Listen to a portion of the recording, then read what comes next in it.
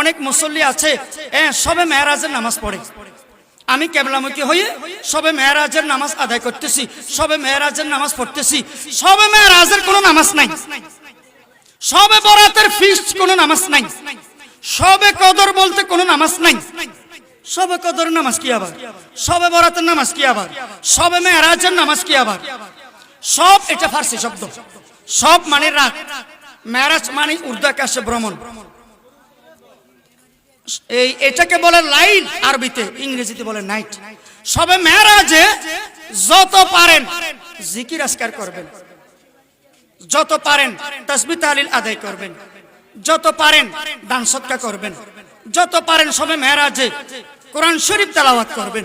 কোরআন শরীফের কিছু ফজিলতওয়ালা সূরা আছে না, সূরা রহমান, সূরা ইয়াসিন, সূরা মুজাম্মিল, সূরা ওয়াকিয়া, এই জাতীয় সূরাগুলো বিভিন্ন ফজিলতওয়ালা আয়াত আছে, এগুলো তেলাওয়াত করবেন। এবং বেশি বেশি ঘন ঘন রাসূলের শানে দুরূদ শরীফ তেলাওয়াত করবেন, দুরূদ শরীফ।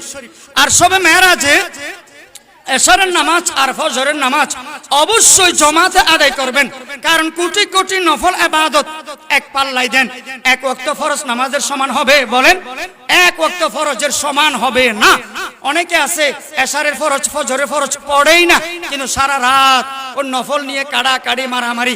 আবার অনেক ভাইয়েরা আছে নামাজ নাই, কোনো আমল নাই, ইবাদত নাই, রুটি আর হালুয়া বিরিয়ানি নিয়ে কাড়াকাড়ি মারামারি, ফুটনা নিয়ে মারামারি, প্যাকেট নিয়ে মারামারি, জিলাপি হালুয়া রুটি, এগুলো করবেন না, খবরদার। সবে মেরাজে এই এশারের নামাজ ফজরের নামাজ অবশ্যই জামাতে আদায় করবেন। বিশেষ করে নফল নামাজ যদি পড়তে চান, সালাতুত তাহাজ্জুদ কমপক্ষে 2 রাকাত, সর্বোচ্চ 8 রাকাত, 12 রাকাতের রওয়ায়াতও আছে। তাহাজ্জুদ নামাজ আদায় করবেন।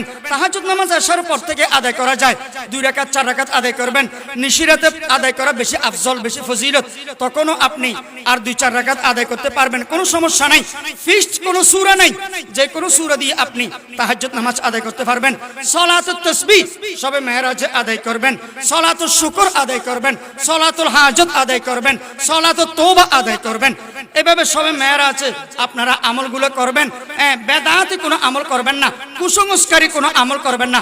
আর দিনের বেলায় যদি পারেন নফল রোজা রাখবেন, নফল রোজা, নফল রোজা। আল্লাহ তাআলা আমাদের সবাইকে কোরআন হাদিসের আলোকে এই সবে মেরাজ পালন করার তৌফিক দান করুন এবং রাসূলের শানে বেশি বেশি দুরূদ শরীফ পড়ার তৌফিক দান করুন।